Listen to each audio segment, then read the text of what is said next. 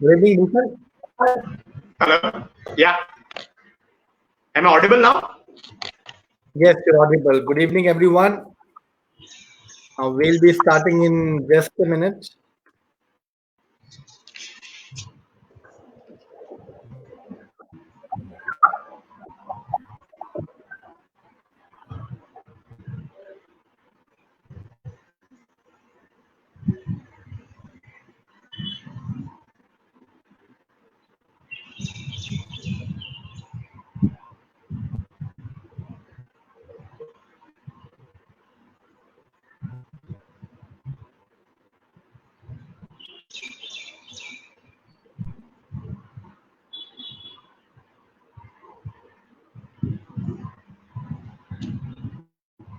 Bhushan, as I was telling you, first of all, good to have you back. I think you took the second session, and now we are on day. I think you took the third session, day 3, right? Okay. Yeah. And now we are on day 15. So, welcome back. And we thought you will Thanks. be the apt choice for this topic, because आज हम valuation के बारे में बात करने वाले थे. So we thought to contact you. That's the reason we thought to have you back. Thanks. Thanks, CK. Thanks. We will just start in 1 minute. We'll just cross post this to all the Facebook pages. CK, am I audible clearly? Yes, absolutely fine. So good evening, everyone, and welcome to day 15th of Startup Pathshala. आज एक important message आप लोगों को हम देना चाहेंगे क्योंकि we are half way mark done now. अभी आप लोगों ने परसों आई थिंक बिजनेस मॉडल के बारे में समझा था, कल आप लोगों ने रेवेन्यू मॉडल के बारे में समझा, और आज और कल भूषण हमारे साथ रहेंगे और दोनों दिन हम स्टार्टअप वैल्यूएशन के बारे में समझेंगे कि आपके आइडिया की, आपके प्रोडक्ट की वर्थ क्या है. तो इसीलिए इम्पोर्टेंट है कि नाउ टुमारो ऑनवर्ड्स हम लोग जो आपको क्विज देते हैं, क्विज के साथ साथ हम आप लोगों से आपके आइडियाज भी लेंगे, हम आप लोगों से आपका बिजनेस मॉडल भी बनवाएंगे, हम आप लोगों से आपका रेवेन्यू मॉडल भी बनवाएंगे, और के बेसिस में जब आप फाइनल अपना idea, revenue model, business model बना के शेयर करेंगे, तो फिर हम टॉप 100 स्टार्टअप जो हमें सिलेक्ट करने हैं, हम उन्हीं आइडियाज में से, उन्हीं बिजनेस मॉडल में से, उन्हीं रेवेन्यू मॉडल्स में से शेयर करेंगे. इसलिए it's very important to understand the basics of startup valuation. या आपका बिजनेस मॉडल में कोई आपको डाउट हो तो भी पूछ सकते हैं, हम रेवेन्यू मॉडल भी दोबारा एक बार रिवाइज कर सकते हैं. But it's important to understand from tomorrow onwards will be start floating the forms to fill your startup idea, your valuation and your business and revenue model. And second point, आप लोगों में से काफी लोगों ने कहा था कि you need a Facebook group जहां पे आप लोग रोज के लर्निंग को डिस्कस कर सके या कुछ क्वेरीज मेंटोर से पूछ सकें, क्योंकि नॉर्मली बाकी सोशल मीडिया पेजेस में वो पोस्ट कहीं गुम जाती है या फिर सामने नहीं आती है. So we have created that now. So small town innovators के नाम से फेसबुक ग्रुप बनाया है आप लोगों के लिए. You all can come and post your queries, suggestion. You can ask the mentors here. कोई भी आपका डाउट हो तो. So I just wanted to brief you about these two things. And yes, so welcome, and Bhushan, you can take it over now.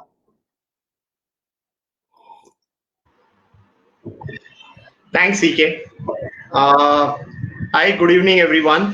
वापस 12 दिन के बाद मैं वापस आ रहा हूँ प्लेटफॉर्म पे आप लोग सबके साथ इंटरेक्ट करने के लिए.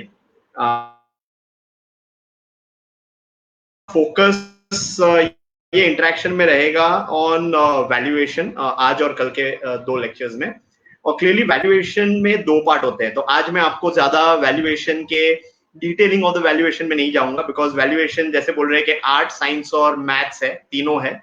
तो आज मैं फोकस करूंगा थोड़ा आर्ट पे of the valuation, art and science of the valuation. Math of the valuation हम लोग कल करेंगे डिटेल में. लेकिन सबसे पहले वैल्यूएशन के पहले आपको ये समझना है कि वैल्यू क्या होती है. आज बिजनेस के लिए वैल्यू क्यों होनी चाहिए और किस चीज के लिए वैल्यू होती है. तो वैल्यू बिजनेस के लिए इस चीज की होनी चाहिए कि आपकी लॉन्ग टर्म कैश फ्लो ये बिजनेस में से क्या आने वाला है. What is the long term profit a business is going to generate, that is the value of the company. Okay, तो आज हम लोग जब सुनते हैं कि हिंदुस्तान यूनिलीवर 40 टाइम मल्टीपल पे ट्रेड करता है, डाबर 40 टाइम मल्टीपल पे ट्रेड करता है, ये इसकी वजह से क्योंकि इन्होंने लास्ट 100 ईयर्स में अपना track record cash flow generate करने के लिए प्रूव किया है और आगे जाके भी करेंगे। सो हमेशा लॉन्ग टर्म वैल्यू क्या क्रिएट हो सकती है, उसके बेसिस पे लॉन्ग टर्म कैश फ्लो क्या जनरेट हो सकता है, उसके बेसिस पे कभी भी वैल्यूएशन होती है। वैल्यू उसी चीज की होती है। What brings longevity? सो जैसे हम लोग बोलते हैं कि no, longevity of the business is creating value. So what brings the longevity in terms of the cash flow of the business? Now that is very critical. So किस चीज से आपको प्रेडिक्टेबिलिटी आ सकती है बिजनेस में? किस चीज की वजह से आपको वैल्यूएशन? आप सुनते होंगे काफी टाइम के अ पर्टिकुलर कंपनी को कुछ $200 मिलियन की वैल्यू मिली, $300 मिलियन की वैल्यू मिली। तो वो किस बेसिस पे? आप भी सोचते होंगे वो क्या बेसिस है जिसकी वजह से उनको ये वैल्यूएशन मिली? ऐसा कौन सा मैथ्स है, ऐसा कौन सा कैलकुलेशन वजह से ये वैल्यूएशन उनको जस्टिफाई हो रही है? तो बहुत सारे पैरामीटर्स होते हैं इन चीजों में कि वैल्यूएशन किस बेसिस पे होती है। सो सॉरी सो सबसे पहले मैं आता हूं कि बिजनेस में लॉन्जिविटी क्या लेके आता है, कैश फ्लो लॉन्जिविटी क्या लेके आता है। तो एक होती है ब्रांड। ब्रांड की एक लॉन्ग लाइफ होती है, ठीक है? कि आज आप जब कोई प्रोडक्ट खरीदने जाते हो तो काफी टाइम ऐसे होता है कि आपको प्रोडक्ट किस कैटेगरी में वो नहीं पता है, लेकिन आप प्रोडक्ट खरीदते हो। आप कोलगेट खरीदते हो, आप टूथपेस्ट नहीं खरीद रहे हो, आप कोलगेट खरीदते हो। आप जेरोक्स खरीदते हो, आप फोटोकॉपियर नहीं खरीदते हो। सो काफी सारी ऐसी ब्रांड इतनी स्ट्रांग हो जाती है कि वो कैटेगरी को डिफाइन करती है, और यही वजह से ये ब्रांड अपनी लाइफ में काफी सालों तक ये प्रॉफिट जनरेट करती रहती है। सो सबसे पहले लॉन्ग टर्म प्रॉफिटेबिलिटी किससे आती है, लॉन्ग टर्म कैश फ्लो किससे आता है? तो होता है life of the brand. Second चीज होती है कि आपके बिजनेस में ऐसी क्या यूएसपी है, क्या यूनिकनेस है कि जिस वजह से आप बिजनेस थोड़ा डिफरेंट वे से कर रहे हो, और उसकी वजह से आपका बिजनेस सस्टेन कर लेगा, काफी सारी साइकिल्स को सस्टेन कर लेगा, काफी सारे डाउनटर्न्स को सस्टेन कर लेगा। ऐसा क्या है आपके बिजनेस में जिसकी वजह से आपका ये कैश फ्लो कंटिन्यू होते रहेगा? इट डजंट मैटर आपका सेम क्लाइंट से नहीं आएगा, शायद दूसरे क्लाइंट से आएगा, लेकिन आपका कैश फ्लो सस्टेनेबल बेसिस पे आपका ग्रो करते रहेगा। तो हमेशा मैं एफएमसीजी में जैसे एग्जांपल देता हूँ हिंदुस्तान यूनिलीवर का। तो हिंदुस्तान यूनिलीवर का बहुत सालों तक उसकी distribution bandwidth was the business USP, जिसकी वजह से उनको एक कैश फ्लो जनरेट होते ही गया ओवर द इयर्स। तो this is the second part which gives you the longevity of the cash flow. Third होता है आपने असेट अगर कोई क्रिएट किया है। सो मैं एग्जांपल देता हूं, जैसे मुंद्रा पोर्ट है। So Mundra port is a classic example of a strategic asset कि आपने एक असेट क्रिएट कर दिया, अभी ये लाइफ टाइम आपको कैश फ्लो देता रहेगा। एक बार उन्होंने कर लिया अदानी ग्रुप ने मुंद्रा पोर्ट पे, उसके बाद कंटिन्यूअसली उनको हर साल का उनको वहां पे रेवेन्यू मिलते रहा है। वैसे ही काफी सारे असेट होते हैं, जैसे एयरपोर्ट्स होते हैं, वैसे ही काफी सारे माइनिंग असेट्स होते हैं, रोड असेट्स होते हैं कि आपने एक बार बॉम्बे पुणे हाईवे बना लिया, अब इसके बाद हर साल आईआरबी को उसके उसमें पैसे आते रहते हैं। So that's an asset. Asset brings the longevity of the cash flow. This is the thing. Fourth होता है असेट है वैसे ही स्ट्रेटेजिक असेट है। तो जैसे मैंने आपको मुंद्रा पोर्ट का जो एग्जांपल दिया, that is a strategic asset. ये स्ट्रेटेजिक असेट क्यों होता है कि आप समझो असेट एक टाइप का ये होता है कि मैंने मैन्युफैक्चरिंग यूनिट डाल दी और हर साल वो प्रोडक्शन करते रहेगा और मुझे धंधा मिलता रहेगा। That is one. Strategic asset ये होती है कि इसको आप रिप्लेस नहीं कर सकते हो, इसको आप जल्दी से रेप्लिकेट नहीं कर सकते हो। So Mundra port is a best example of strategic asset, क्योंकि वहां पे जो पोर्ट का मूवमेंट है, पोर्ट का वॉल्यूम है, वो होते रहता है, सालों तक होते रहेगा और आगे जाके भी होएगा। तो इसका एक स्ट्रेटेजिक वैल्यू है, इसको आप रिप्लेस नहीं कर सकते, ना आपको इसको रेप्लिकेट कर सकते।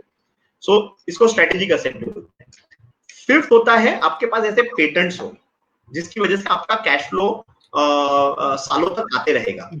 अब क्या होता है, पेटेंट की एक लाइफ होती है। तो काफी फार्मा कंपनीज अगर आप देखोगे तो फार्मा कंपनीज में दो टाइप की फार्मा कंपनी होती है। एक होती है जिसका पेटेंटेड ड्रग्स होते हैं, और दूसरी होती है जो जेनरिक में है, जिसके पास पेटेंट्स नहीं है।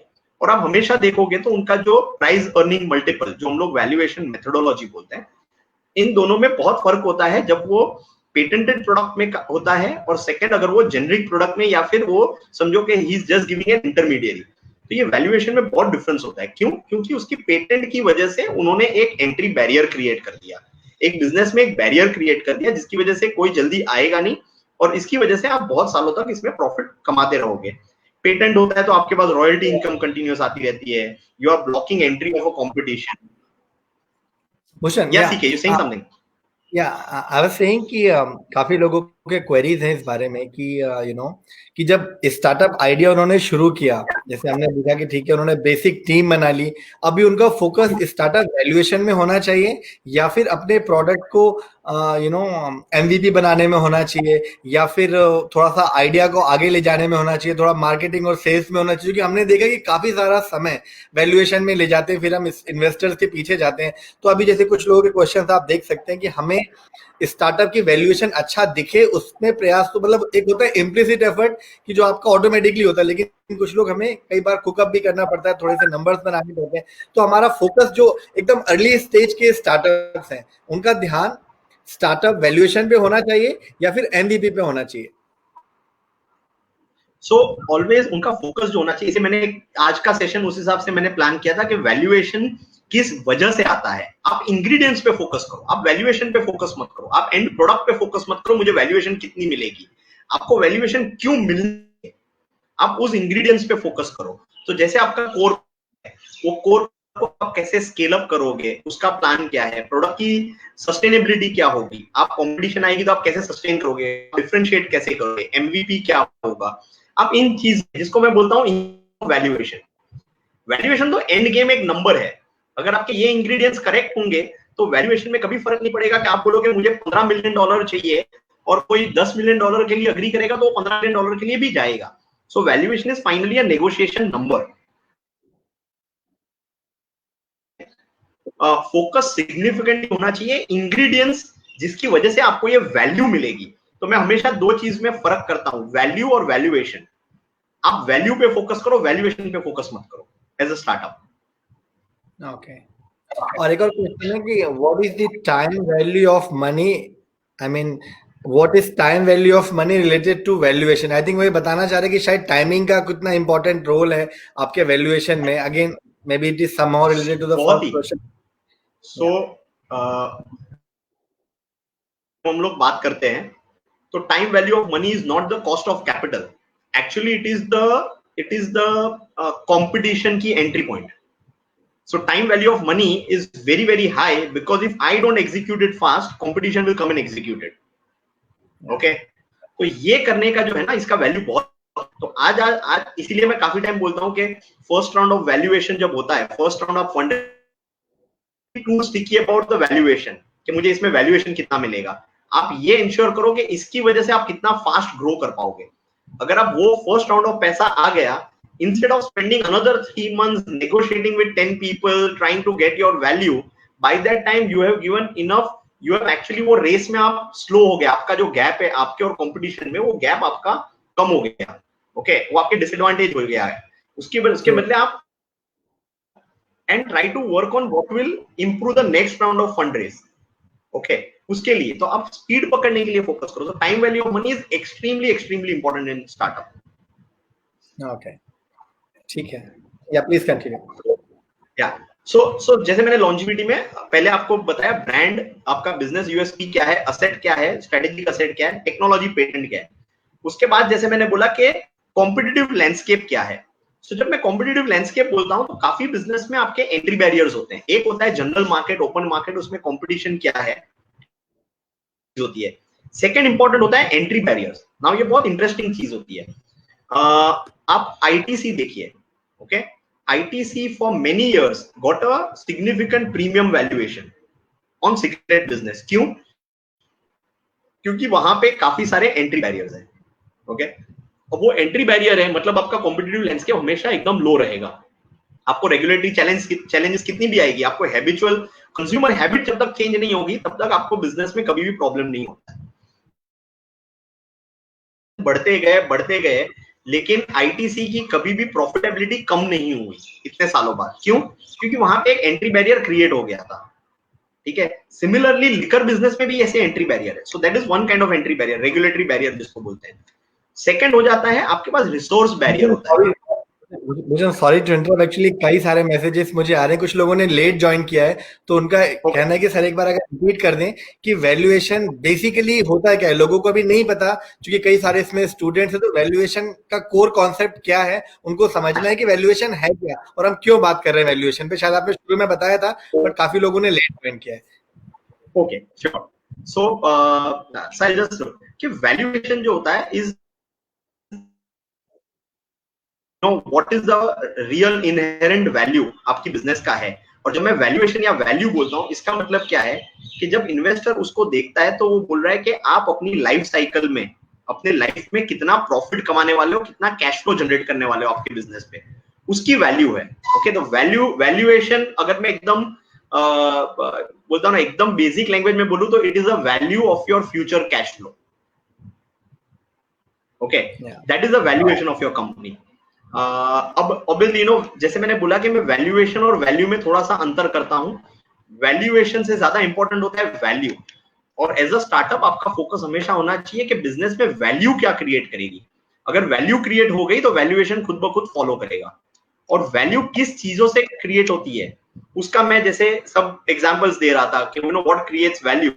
तो जैसे मैंने बोला कि ब्रांड क्रिएट्स वैल्यू। अगर आपने एक स्ट्रॉन्ग ब्रांड क्रिएट की है तो आप हर एक इंक्रीमेंटल सेल्स करने के लिए आपको एफर्ट नहीं डालना पड़ेगा, विच मींस आपका हर एक इंक्रीमेंटल सेल्स की profitability will always be higher. Now that is the value of a brand.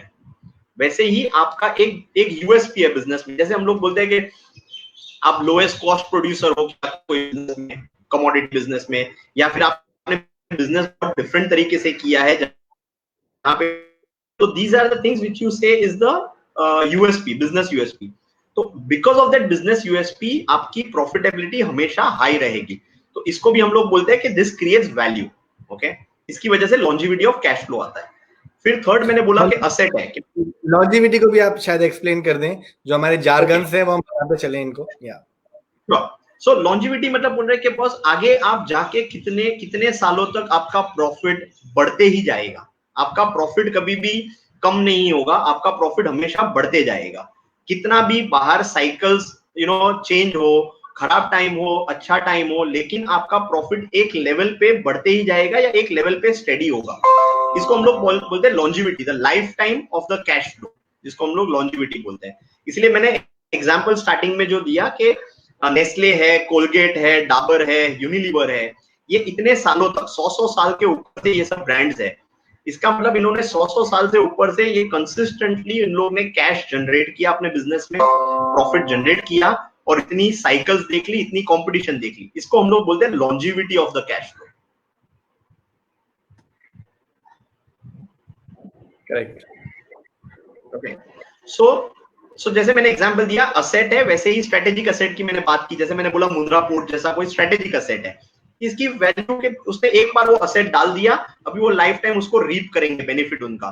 Power plant होता है, तो पावर प्लांट आपने एक बार डाल दिया। Okay, I am not getting into the other issues which are happening in the power plant today in India, but power plant ऐसा है, सोलर प्लांट है, आपने एक बार डाल दिया, लाइफ टाइम आपको इसमें इनकम आती रहेगी। ये longevity of the cash flow. वैसे ही फिर मैंने बोला पेटेंट है। जैसे मैंने फार्मा कंपनी का एग्जांपल दिया, काफी टेक्नोलॉजी कंपनी का एग्जांपल है, लाइक इंटेल है। इंटेल इतने सालों से अपना कैश फ्लो जनरेट करती रह रही है इंटेल। ठीक है, आज अपने लोग डायरेक्टली भले ना खरीदे, इनडायरेक्टली हम लोग सब लोग इंटेल का प्रोडक्ट यूज कर रहे हैं। ठीक है, तो ये एक हो गई इनका टेक्नोलॉजी पेटेंट है, जिसकी वजह से इनकी लाइफ लॉन्ग लाइफ हो गई। फिर मैंने जैसे बोला कि कॉम्पिटिटिव लैंडस्केप है जहां पे एंट्री बैरियर्स है। एग्जांपल मैंने रेगुलेटरी बैरियर दिया आईटीसी का। आज आईटीसी इतने टैक्सेशन बढ़ने के बाद भी वो 30-35% मार्जिन बना रही है अपने सिगरेट बिजनेस में, और हर साल इतना सारा कैश जनरेट करती है। ऑलमोस्ट अराउंड 3 से 3,500 करोड़ का कैश हर साल वो जनरेट करती है सिगरेट बिजनेस में। तो उसको मैं बोलता हूँ कि एंट्री बैरियर की वजह की। फिर जैसे मैंने बोला रिसोर्स है, रिसोर्स बैरियर मींस कि मेरे पास आई ओन द माइंस। अगर मैं माइंस ओन कर रहा हूं और हर साल उसमें से, जैसे आज अपने लोग बोलते हैं गल्फ कंट्रीज में भले आज कितना भी क्रूड कम हो गया, प्राइसेस कम हो गया, these are the different things, but साल अपने ऑयल गैस रिजर्व्स को लोग निकालते रहते हैं, जिसकी वजह से उनकी आज वैल्यू है। ठीक है, सो वो हो जाता है रिसोर्स। एंट्री बैरियर्स की आपने बात की कि वो उसका बहुत इंपॉर्टेंट रोल है। आई थिंक अगर आप एक दो एग्जांपल से बताएं, जैसे हमारे जो स्टार्टअप से कुछ एजुकेशन एडटेक में है, कुछ हमारे जैसे कुछ लोगों के आइडियाज जो लोगों ने सबमिट किए हैं, वो सबमिट किया है ग्रोसरी ऑनलाइन डिलीवरी ग्रोसरी का या वेजिटेबल्स का, या कुछ लोगों ने हमको फार्मा में सबमिट किया है, कुछ लोगों ने अर्बन क्लैब का एक मॉडल बनाने की बात की है। तो ऐसे कंपनियों के बारे में जो B2C बिजनेस में इस समय लोगों का ज्यादा फोकस है, तो आपके हिसाब से अगर वो एक कोई स्टार्टअप खोलते हैं B2C सेगमेंट में, तो उनके क्या एंट्री बैरियर्स हो सकते हैं और उसका वैल्यूएशन पे क्या असर पड़ेगा? सो देखिए, B2C सेगमेंट में ना, ट्रस्ट मी, B2C सेगमेंट में जहां तक मैंने देखा है तो एंट्री बैरियर्स कम होते हैं नॉर्मली। ओके, बिकॉज ये एंट्री बैरियर्स कैसे क्रिएट होते हैं? एंट्री बैरियर क्रिएट होने का या तो रेगुलेटरी एस्पेक्ट से होता है। सो जैसे मैं एग्जांपल देता हूँ कि एविएशन इंडस्ट्री में आपने नंबर ऑफ एयरलाइंस लाइसेंस कम कर दिए, या फिर आपने बैंकिंग लाइसेंस कम कर दी, ठीक है, तो ये एंट्री बैरियर गवर्नमेंट क्रिएट होती है। बाकी ऑपरेशनली आप एंट्री बैरियर क्रिएट कर सकते हो B2C बिजनेस में। कोई भी B2C, आपने जो भी एग्जांपल दिए, इसमें एंट्री बैरियर कैसे क्रिएट कर सकते हो? Is through technology patent. आपकी कोई ऐसा प्रोडक्ट में है जहां आपने क्रिएट किया, ओके, वो टेक्नोलॉजी पेटेंट किया, प्रोडक्ट पेटेंट क्रिएट किया, तो आप वहां पे थोड़ा एंट्री बैरियर क्रिएट कर सकते हैं। सेकंड, कंज्यूमर बिजनेस में आप इस तरह से एंट्री बैरियर क्रिएट करते हो जहां पे आप बोलो कि मैं कंज्यूमर्स के साथ मैं लॉन्ग टर्म कॉन्ट्रैक्ट स्टार्ट किया, मैंने कंज्यूमर के लॉन्ग टर्म कॉन्ट्रैक्ट किया, and these are contract which have to be earned too. अगर मैंने ऐसे कॉन्ट्रैक्ट किया तो मैंने कंपटीशन की एंट्री कुछ हद तक बंद कर दी, ठीक है।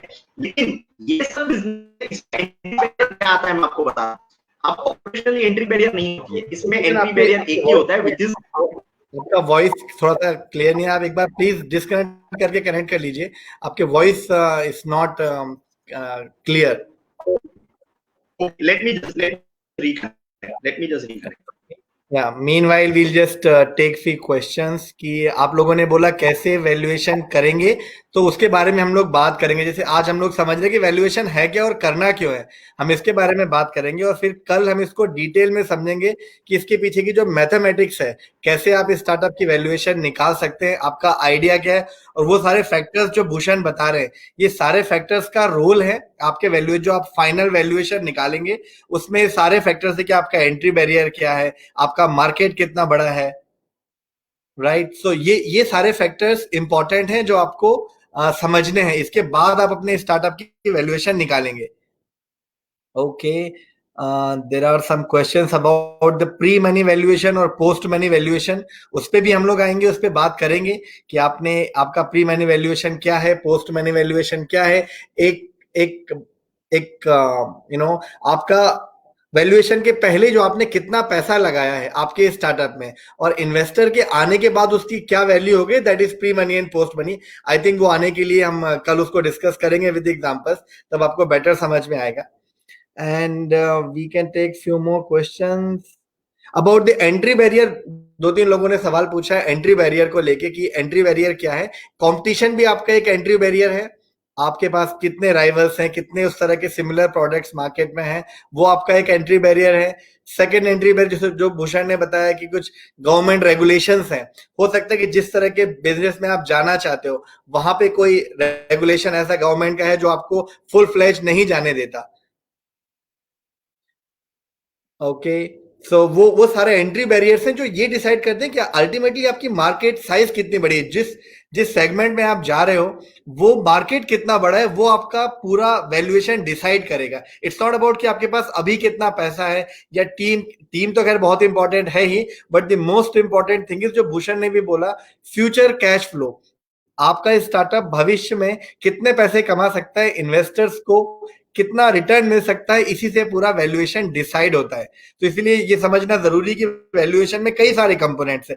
टीम का बहुत, एक तो सबसे पहले आइडिया, आइडिया का बहुत इंपॉर्टेंट रोल है कि आप किस आइडिया पे बात कर रहे हैं। सेकंड, आपका मार्केट साइज, आपका कस्टमर्स का साइज कितना बड़ा है, आपके मार्केट में कितने प्लेयर्स ऑलरेडी हैं, ये बहुत इंपॉर्टेंट है। थर्ड, फिर एंट्री बैरियर्स की हमने बात की, गवर्नमेंट रेगुलेशंस की हमने बात की, ये सारे फैक्टर्स इंपॉर्टेंट है। Yes, Bhushan. I think it will be better now. Okay. Extremely sorry for this inconvenience. No problem. Am I audible now, CK? Yes, I think it is much better. Okay. Thanks. Great. So आप बोल रहे थे कि कैसे entry barrier create होता है। सी, आज की तारीख में B2C बिजनेस में एंट्री बैरियर कैसे क्रिएट हो रहा है, इज ओनली बाय कैपिटल। तो आज आप देख लो कि मेरा हर एक न्यू बिजनेस अगर क्रिएट करना है, अगर मेरा टोटल फंडिंग रिक्वायरमेंट बहुत ही हाई होती जाती है, okay, so you can create entry barrier by quick scalability.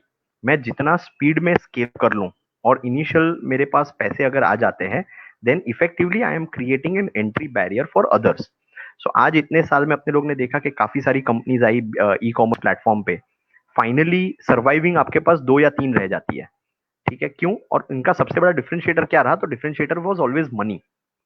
Okay, वैसे ही अगर आप देखोगे कि कोई भी स्पेस में फिलहाल जो कंपनीज सर्वाइव कर रही है, भले I will not give too much value to it because survive कर रही है एक्सटर्नल कैपिटल से, लेकिन हाँ, उन लोग ने स्केल अप बहुत क्विकली कर लिया और एक्सटर्नल कैपिटल के बेसिस पे क्रिएट किया। तो ये एंट्री बैरियर उन्होंने क्रिएट कर दिया। अब ये एंट्री बैरियर का वो लोग बेनिफिट कैसे लेते हैं, that's a different thing.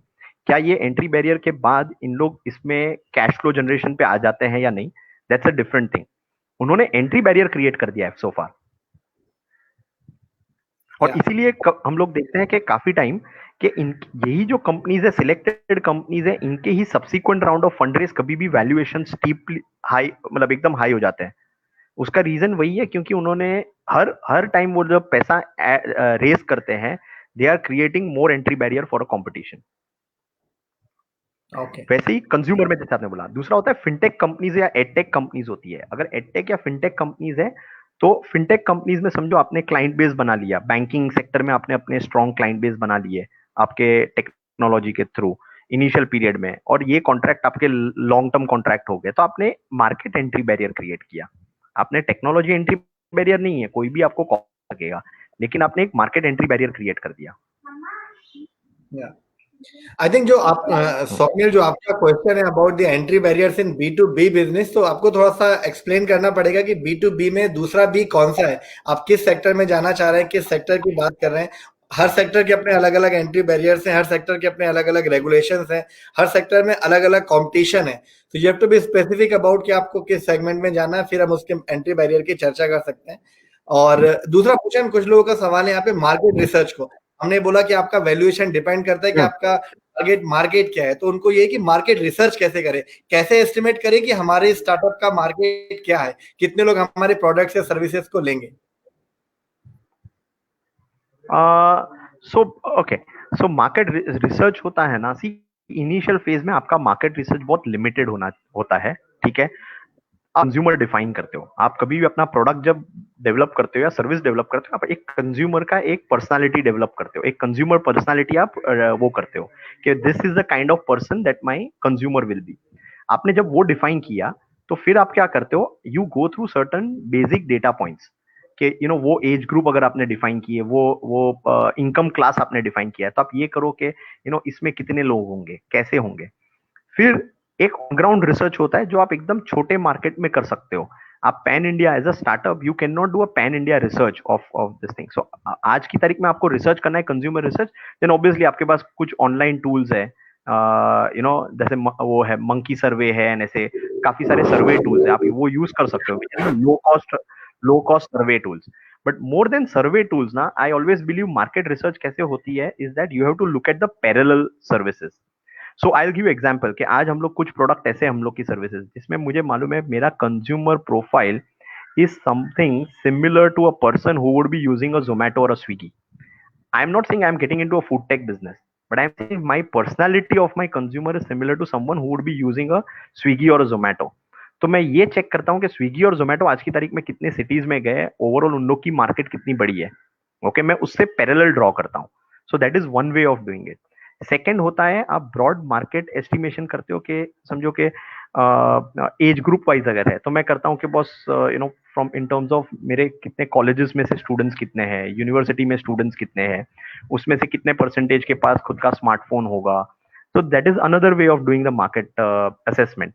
So market assessment करो। मार्केट रिसर्च के लिए तो आपके पास सर्वे टूल्स जो है, जैसे मैंने बोला कि मंकी सर्वे है, वैसे काफी सारे सर्वे टूल्स है ऑनलाइन, यू यूज दो सर्वे tools.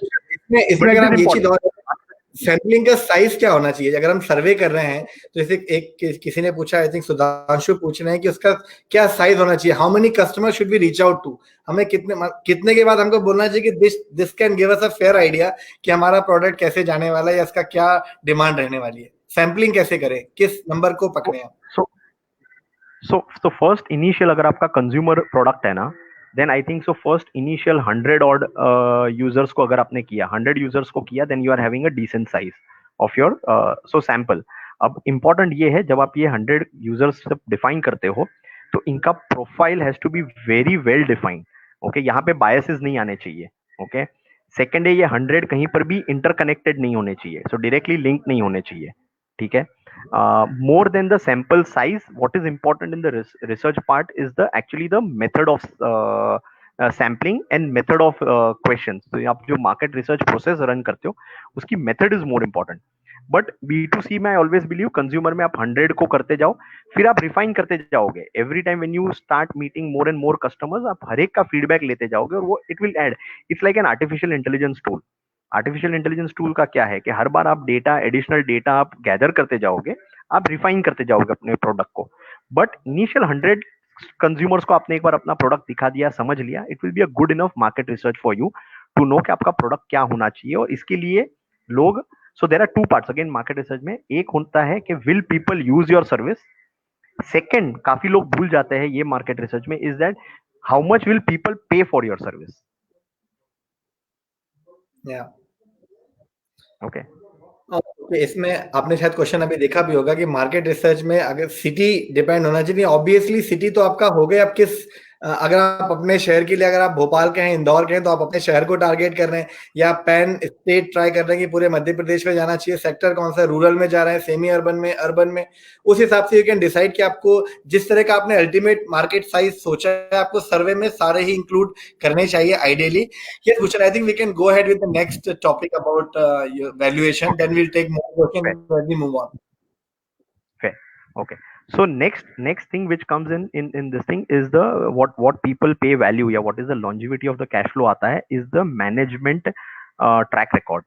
This is very important because मेरा business how strong is the management in terms of adapting their business model over the years.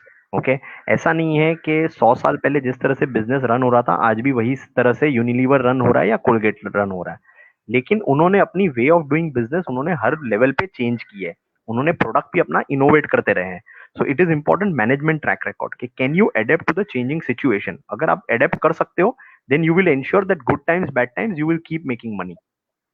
Okay, so this is a very very important part of the longevity of the cash flow. And जैसे B2B में, one of the guys किसी ने पूछा कि B2B में आप entry barrier create करते हो, वैसे ही B2B में वैल्यू जो होता है, B2B है या काफी इंफ्रास्ट्रक्चर काइंड ऑफ प्रोडक्ट्स है, ये सब में is always the order book. या IT बिजनेस है, इसमें ऑर्डर बुक होती है. आप अगर ये दिखा सकते हो मेरे पास लॉन्ग टर्म कॉन्ट्रैक्ट्स है, मेरे पास ऑर्डर बुक है already for next year, I have got into, like आप ये देखिए कि काफी टाइम न्यूज आता है कि Wipro has backed Citi bank का order, global order for $1 billion, $2 billion. ये सब, ये क्या है? ये ऑर्डर बुक है. It is giving you a visibility, एक प्रेडिक्टेबिलिटी मुझे दे रही है कि मुझे इतना कैश फ्लो आते रहेगा. तो ये ऑर्डर बुक बहुत इंपॉर्टेंट होती है. वैसे ही इंफ्रास्ट्रक्चर बिजनेस में आता है कि मेरी ऑर्डर बुक क्या है. उसी तरह से B2B बिजनेस है, इसमें कॉन्ट्रैक्चुअल अग्रीमेंट्स है कि मैं 3 साल मैंने किसी बैंक के साथ अग्रीमेंट कर लिया है कि ये सर्विस मैं उनको प्रोवाइड करूंगा. Okay, unless and until I mess up in my service, ये मेरा सर्विस कंटिन्यू होगा. तो वो एक होता है वो ऑर्डर बुक, जिसको हम लोग बोलते हैं. तो ऑर्डर बुक की वजह से भी एक longevity of the cash flow आता है. तो अभी तक मैंने जो डिस्कस किया is more on what brings. So first thing I told you was that what is value. Value is for my visibility of long term cash flow, longevity of the cash flow. What brings longevity of the cash flow? Brand, your business USP, asset, strategic asset, technology patent, your entry barriers in the business, management ability to adapt, and the confirm order book. Now this is bringing the longevity of the cash flow. Bhushan, I think इसको हमको हिंदी में भी एक बार translate करना चाहिए for others to understand. Let me try to translate that in Hindi. जो भूषण ने बताया, अभी तक का जो हमने समझा है कि वैल्यूएशन आपको फ्यूचर में कितना पैसा मिलेगा, इट्स नॉट जस्ट अबाउट अभी आपको कितना मिल रहा है, आपका रेवेन्यू क्या है। रेवेन्यू हमने कल भी बात की थी, परसों भी बात की थी। रेवेन्यू आपका जो टॉप लाइन है, जो आपको पैसा जितना कंपनी में आता है, फ्यूचर में वो पैसा कितने समय तक आते रहेगा, भूषण ने बताया वो लॉन्जिविटी है। फिर उसके बाद में उसको लॉन्जिविटी को मेंटेन करने के लिए आपको क्या करना चाहिए, आपका मैनेजमेंट टीम बहुत इंपॉर्टेंट है, आपको मार्केट रिसर्च करना बहुत इंपॉर्टेंट है, किस तरह के टारगेट कस्टमर, किस तरह के टारगेट मार्केट पे आप जा रहे हो, आपको एंट्री बैरियर समझने की, जिस सेगमेंट में आप जा रहे हैं उस सेगमेंट में ऑलरेडी कितने कंपटीशन में प्लेयर्स हैं। जैसे काफी सारे लोग आज बात कर रहे हैं, हमें ऑनलाइन फूड डिलीवरी की बात करनी है, सॉरी फूड नहीं, ऑनलाइन हमें ग्रोसरी डिलीवरी की बात करनी है, कितने प्लेयर्स हैं आपको समझना पड़ेगा। फिर आपको मार्केट साइज से उसको डिवाइड करना पड़ेगा कि ऑलरेडी इतने प्लेयर है, उतना उनका कस्टमर बेस है। And the last was about the government regulation, वो भी आपको समझना है किस सेगमेंट में आप जा रहे हैं, उस सेगमेंट में आपको गवर्नमेंट के रेगुलेशंस को पढ़ना पड़ेगा। मैंने कुछ भूषण मिस किया तो आप प्लीज इनको समझा दीजिए।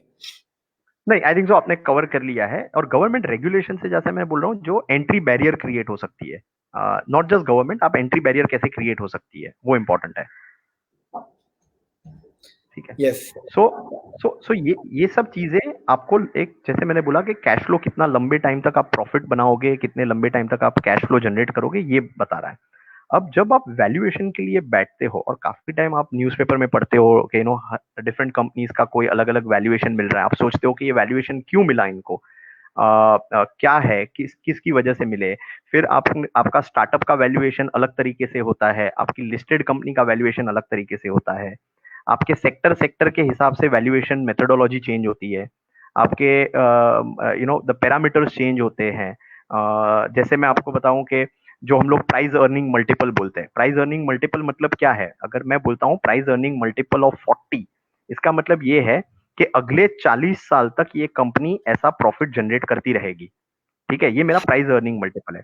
अब आप बोलते हो कि एफएमसीजी इंडस्ट्री है तो उसमें 35-40 टाइम मल्टीपल होता है, लेकिन वही टाइम अगर मैं इन्फोसिस या टीसीएस का वैल्यूएशन देखूंगा तो 15 से 18 टाइम होता है। अब 18 टाइम में भी कोई बोलता है ये तो बहुत महंगा है, लेकिन वो इसलिए महंगा है कि वो सेक्टर के हिसाब से वो वैल्यूएशन सही है, या वो वैल्यूएशन उस सेक्टर के हिसाब से महंगा है, वो कंपेयर कर रहे हैं। तो हर एक सेक्टर का वैल्यूएशन पैरामीटर्स डिफरेंट होते हैं।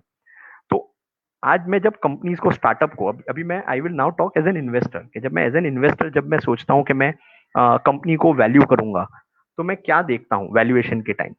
तो सबसे पहले मैं ये देखता हूँ कि जो प्रॉब्लम स्टेटमेंट वो सॉल्व कर रहा है, ओके, वो स्पेस कितनी कितनी बड़ी है, वो पोटेंशियल कितनी बड़ी है, जो आप जो स्पेस में प्ले कर रहे हो। एक है ये पोटेंशियल कितनी बड़ी है, सेकंड होता है कि ये पोटेंशियल बड़ी है लेकिन ये एग्जीक्यूट करने के लिए इसमें चैलेंजेस कैसे आएगी। सो आपने जैसे अभी एग्जांपल्स दिए, काफी जन जो है जो ग्रोसरी डिलीवरी और ये सब में बिजनेस में है। अब ग्रोसरी डिलीवरी में क्या है, स्पेस बहुत बड़ी है, पोटेंशियल बहुत बड़ा है, लेकिन अगर आपको हर एक सिटी में, नए सिटी में आपको जब उसको रेप्लिकेट करना है तो उसकी चैलेंजेस अलग अलग है। ठीक है, तो यहाँ पे आपको रेप्लिकेशन करना या एग्जीक्यूट करने में चैलेंजेस आएगी। सो स्केलेबिलिटी अपॉर्चुनिटी की है, लेकिन आपकी बिजनेस की स्केलेबिलिटी कितनी होगी वो आपकी एग्जीक्यूशन कैपेबिलिटी पे डिपेंड करेगा। सो ये फर्स्ट चीज है। इसलिए आप देखोगे तो और ऐसा नहीं है कि इसमें ये नहीं होता है, वैल्यूएशन नहीं मिलता है, बिकॉज जोमेटो और स्विगी ने भी वैसे ही किया है। हर एक सिटी में आप वो लोग अलग अलग जब गए तो उन्होंने हर एक सिटी में एग्जीक्यूशन किया है, लेकिन वो अपॉर्चुनिटी बहुत बड़ी थी और उन्होंने एग्जीक्यूशन ट्रैक रिकॉर्ड शोकेस किया, इसलिए उनको फर्दर पैसा मिला। सो वैल्यूएशन में एक होता है scalability and the potential of the market and how do you execute that. Second चीज होती है सस्टेनेबिलिटी। मैं हमेशा बोलता हूँ एक सस्टेनेबिलिटी बहुत बहुत इंपॉर्टेंट फैक्टर है। काफी सारी कंपनीज, अगर आप इंटरनेशनली भी देखोगे तो बहुत सारी ऐसी कंपनीज है, प्रोबेबली वो 10 साल पहले लोग बोलते थे कि ये these are the biggest opportunity, ये सबसे बड़ी अपॉर्चुनिटी है, सबसे बड़े बिजनेसेस होंगे ओवर द ईयर्स। लेकिन विद इन नेक्स्ट 10 ईयर्स ये काफी सारी कंपनीज आर ऑलरेडी डेड है। ठीक है, तो जैसे मैं बोलता हूँ, एग्जाम्पल मैं देता हूँ तो मेरू कैब्स का, ओके, तो मेरू कैब्स का मैं एग्जाम्पल काफी टाइम देता हूँ कि मेरू कैब्स जो थी वो एक टाइम पे लग रहा था कि ये मेरू कैब विल चेंज कैसे बिजनेस, फ्लीट टैक्सीज का, रेडियो टैक्सीज का बिजनेस कैसे चलेगा। लेकिन आज वो बिजनेस इज डेड, मेरू का नियरली डेड है। ठीक है, now they have to revamp their business and everything. अभी महिंद्रा ने उसमें स्टेक लिया और they are trying to revamp the business. लेकिन ये होता है। तो इसमें क्या होता है, बिजनेस का सस्टेनेबिलिटी इज इंपॉर्टेंट। आज आप जो बिजनेस कर रहे हो, क्या ये 10 साल के बाद भी, क्या ये 10 साल के बाद भी रेलेवेंट होगा ये बिजनेस? अगर वो रेलेवेंट नहीं है, और if it is an opportunity कि चलो यार 4-5 साल, नेक्स्ट 5-6 साल अगर आप कर पाओगे, उसके बाद पता नहीं क्या होगा, ठीक है, तो उसके लिए आपको वैल्यूएशन नहीं मिलती है। तो सेकंड मैं बोलता हूँ is always a sustainability. Third होता है आपका स्टेज ऑफ लाइफ, कि आप जब फंड रेज करने जाते हो तो आप क्या स्टेज पे हो। आप सीड लेवल पे, कॉन्सेप्ट लेवल पे हो, आप प्रोटोटाइप लेवल पे हो, आपका एमवीपी हो गया और आप अर्ली मार्केट वैलिडेशन लेवल पे हो, आपका मार्केट वैलिडेशन हो गया और आप अर्ली ग्रोथ पे हो, या आप ग्रोथ पे हो और आपका अभी स्केल अप है। ओके, आपने एस्टेब्लिश कर लिया है ना, आप स्केल अप कर रहे हो। आप कौन से लेवल पे हो, उसकी वजह से आपका वैल्यूएशन चेंज होता है। और क्यों चेंज होता है, तो जैसे मैं एज एन इन्वेस्टर करता हूं, तो मैं जो कॉस्ट ऑफ इक्विटी जिसको बोलते हैं, डिस्काउंटिंग रेट जिसको बोलते हैं, जिसकी वजह से वैल्यूएशन आता है, मैं हमेशा हर लेवल पे वो डिस्काउंटिंग रेट मेरा कम होते जाता है। मतलब अगर मैं सीड लेवल पे होऊंगा, तो मैं अगर उसको वैल्यूएशन को काफी डिस्काउंट करूंगा, तो मैं प्रोटोटाइप लेवल पे उसका डिस्काउंटिंग फैक्टर कम करूंगा। फिर मैं जैसे ही वो मार्केट वैलिडेशन पे जाऊंगा, तो उसका फर्दर मैं कम करूंगा। क्यों? तो ये जो डिस्काउंटिंग रेट होता है जिसको हम बोलते हैं वैल्यूएशन में, ये कुछ नहीं, लेकिन ये रिफ्लेक्ट करता है risk in the business. Okay, so normally discounting rate जो बोलते हैं, it reflects the risk in the business, कि ये बिजनेस में अभी फिलहाल रिस्क कितना है। तो जितना अर्ली स्टेज है, ये बिजनेस में रिस्क ज्यादा है, प्रोबेबिलिटी ऑफ फेलियर ज्यादा है। इसकी वजह से मैं इसका जब डिस्काउंटिंग रेट देता हूं, तो ये डिस्काउंटिंग रेट काफी हाई देता हूं। सो फॉर इंस्टेंस मैं आपको बताऊं, तो मैं जब startup, very early stage, seed stage startup होते हैं, तो मैं उनको 40-45% डिस्काउंटिंग, उनका जो फ्यूचर कैश फ्लो प्रोजेक्शन होता है, उसमें मैं 40-45% में डिस्काउंटिंग रेट लगाता हूँ। और यही चीज जब कंपनी एस्टेब्लिश हो जाती है, ग्रोथ लेवल पे चली जाती है, तो यही डिस्काउंटिंग फैक्टर मेरा 15 से 20% पे चला जाता है। इसका मतलब क्या हुआ, कि जैसे जैसे डिस्काउंटिंग रेट कम होते जाएगा, वैल्यूएशन कंपनी बढ़ती जाएगी। तो ये इसलिए मैं बोलता हूँ वैल्यूएशन कौन से स्टेज में हो लाइफ में। फिर होता है आपका मैनेजमेंट ट्रैक रिकॉर्ड, जो मैंने पहले बताया इन terms of longevity of cash flow देता है वो मैनेजमेंट, वैसे ही मैनेजमेंट ट्रैक रिकॉर्ड। आज आप काफी टाइम सुनते हैं, एग्जांपल मैं देता हूँ क्योरफिट का। ओके, तो क्योरफिट का, सो मुकेश बंसल ने क्योरफिट चालू किया, और मुकेश बंसल तो उसने एक अपने लाइफ में उसने 5 ट्रैक रिकॉर्ड दिखा दिया। यू नो ही, उसने मिंत्रा मिंत्रा वो किया, स्टार्ट किया, मिंत्रा को स्केल अप किया, सब कुछ किया, और उन्होंने बेच दिया वो कंपनी। तो उन्होंने अपना एक ट्रैक रिकॉर्ड प्रूव कर दिया। जब उन्होंने ट्रैक रिकॉर्ड प्रूव कर दिया, तो उनको नेक्स्ट जब वो लोग वेंचर चालू करते हैं, तो उनको सीड लेवल पे भी बहुत अच्छा पैसा मिलता है और अच्छे वैल्यूएशन पे मिलता है।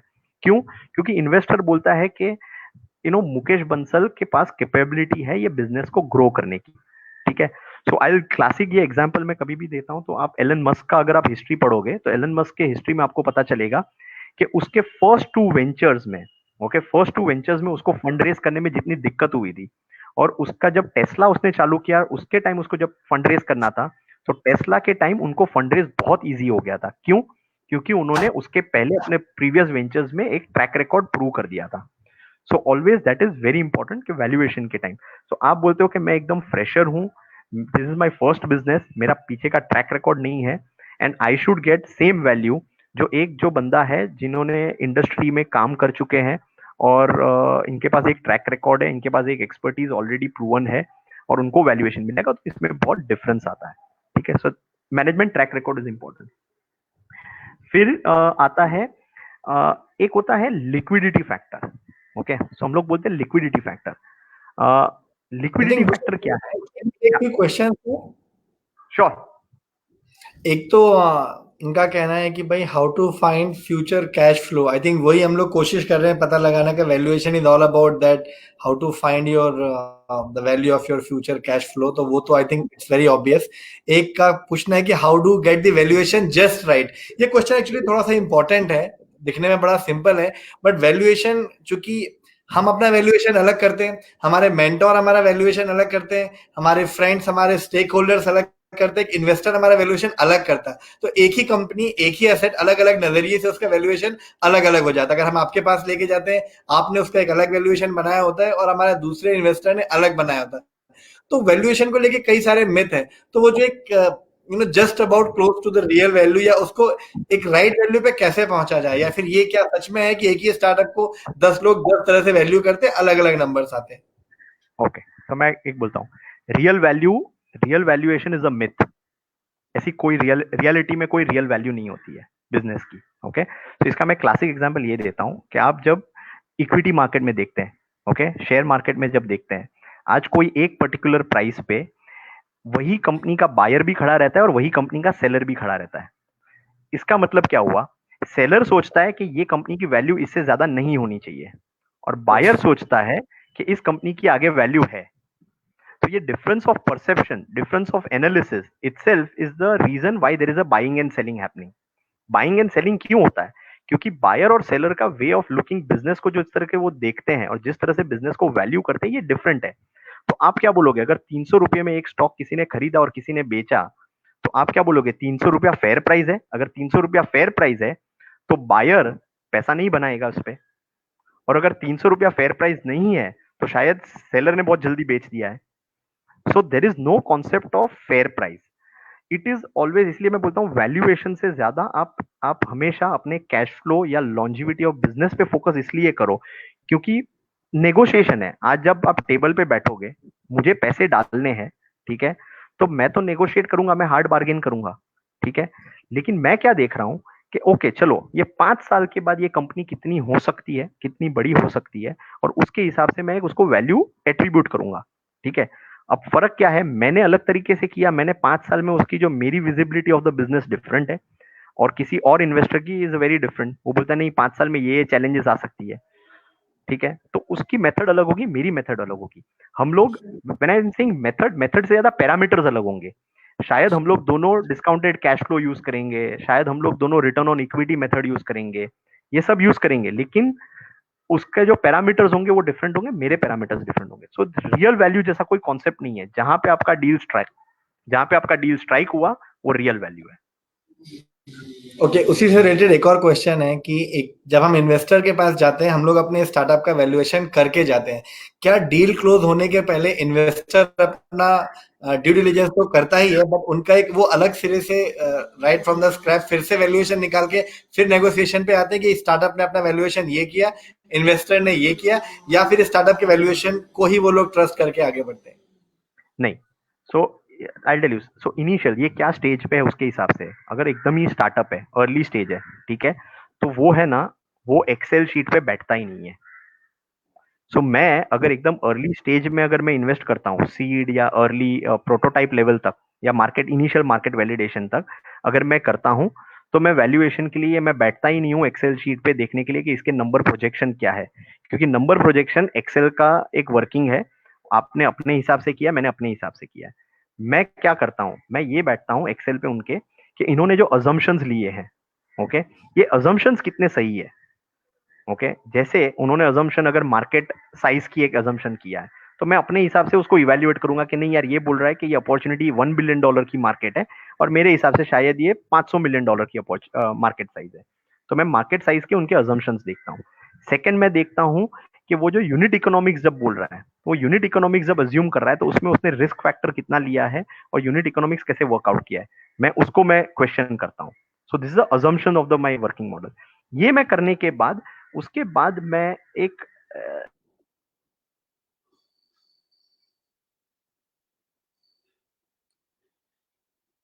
Okay, I think we'll connect back to Bhushan. I think there are a couple of very good questions about, is there some tool to assess the valuation? Yes, it's a very important question. Validation की, valuation के लिए कोई tool नहीं है obviously, लेकिन templates हैं, आप उन टेम्पलेट्स को यूज कर सकते हो, जो कि अलग अलग पैरामीटर्स हैं। हर स्टार्टअप का वैल्यूएशन अलग होता है, उनका मार्केट अलग होता है, सेक्टर अलग होता है, लेकिन it's very important to understand the templates. कई सारे आपको एक्सेल के या माइक्रोसॉफ्ट के और भी टूल्स के आपको टेम्पलेट्स मिल जाएंगे, आप उन टेम्पलेट्स को यूज कीजिए अपने वैल्यूएशन के लिए। दो templates help. Let me take few more question. How do we research about a startup idea to implement MVP? I think हमने इस पे ऑलरेडी बात की थी, एक बार हमको रिकैप करना चाहिए। सबसे इंपॉर्टेंट कि हम लोग जब स्टार्टअप स्टेजेस की बात कर रहे थे, सबसे पहले हमने बात की आइडिएशन की, कि हम लोग आइडिएशन पे थे। फिर हमने सोचा कि आइडिया को थोड़ा वैलिडेट कर लिया जाए, थोड़ा पीओसी बनाया जाए, तो हमने प्रूफ ऑफ कॉन्सेप्ट किया। फिर हमने बात की कि क्या हम इसको एमवीपी कर सकते हैं, तो हमने उसका मिनिमम वायबल प्रोडक्ट बनाया।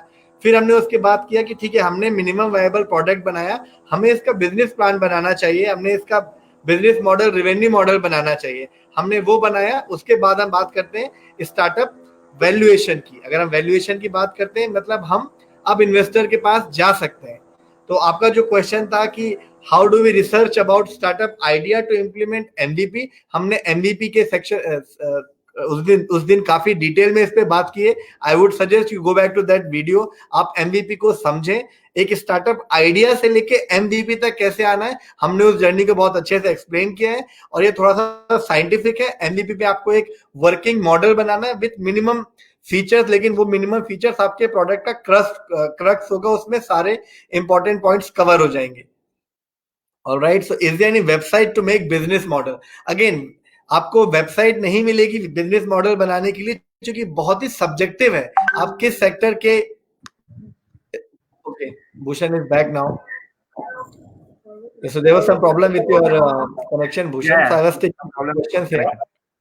हाँ, या तो लोगों का एक क्वेश्चन है भूषण, ये जो टूल्स एंड टेम्पलेट्स पे है कि बिजनेस मॉडल बनाने के लिए या एमवीपी बनाने के लिए या फिर वैल्यूएशन के लिए हमें कोई टूल मिल जाए या हमें कोई वेबसाइट मिल जाए जिसको हम रेडिली यूज कर सके।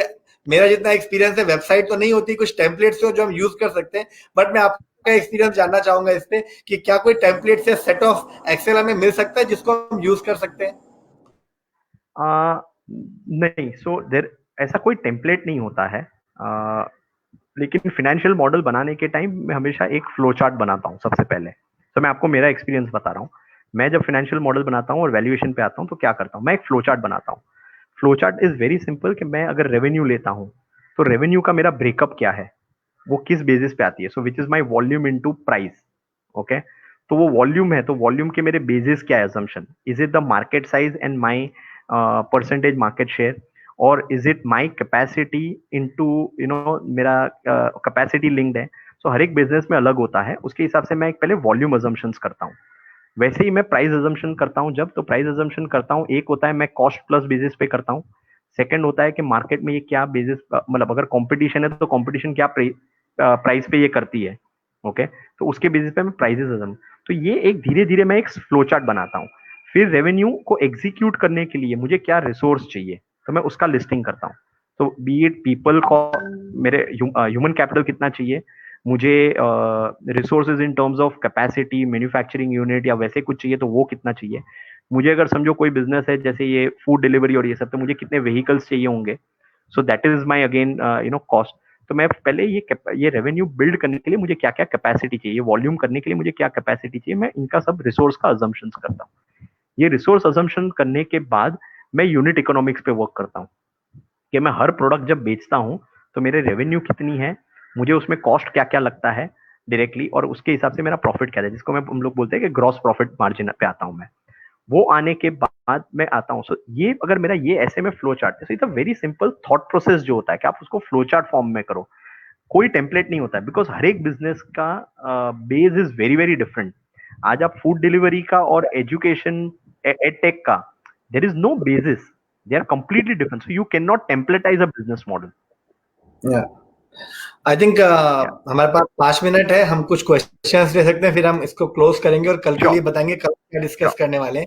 एक क्वेश्चन है कि assumptions को कब कब बदलते हैं, क्योंकि आंसर दैट कि assumptions को हम बदलते नहीं है, assumptions को वैलिडेट करते हैं। आई थिंक भूषण ने भी अपने पहले क्वेश्चन में बताया था।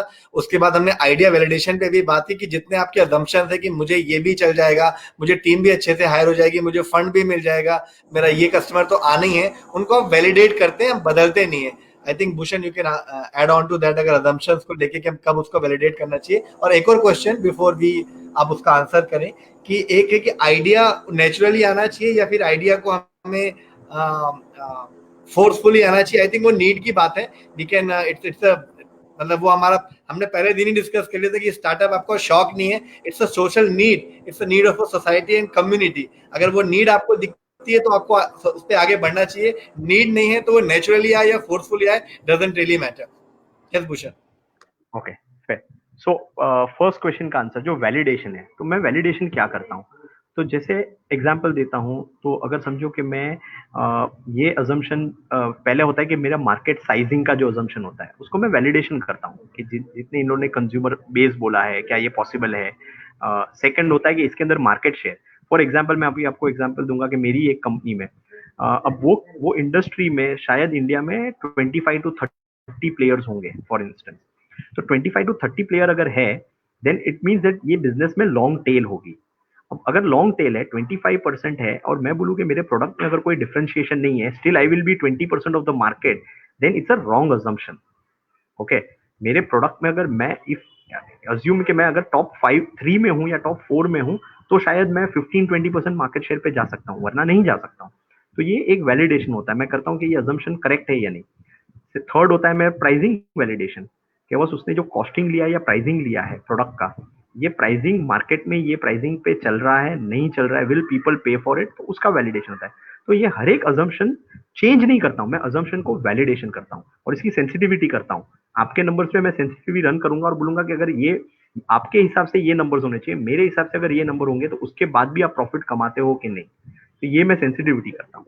That is the first question. Second question very interesting is this, कि आप आइडिया इसलिए नहीं जनरेट करते हो क्योंकि आपको स्टार्टअप चालू करनी है कोई, आप स्टार्टअप इसलिए चालू कर रहे हो क्योंकि आपके पास कोई आइडिया है। So idea comes first and then the startup. So forcibly आप ये नहीं सोचते हो कि चलो यार मुझे कोई स्टार्टअप करना है इसलिए मैं कोई आइडिया ढूंढ के लेके आऊं। अगर आपके पास कोई इंटरेस्टिंग आइडिया आती है, तो आप उसके लिए उस पर परस्यू करके उसमें बिजनेस मॉडल पे काम करो। That is more important. So I think so idea forcibly नहीं आती है।